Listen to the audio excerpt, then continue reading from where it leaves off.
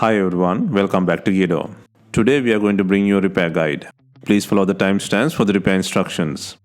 Do not forget to subscribe for more videos. Let us know if you have any questions. Please like, share and comment on our videos.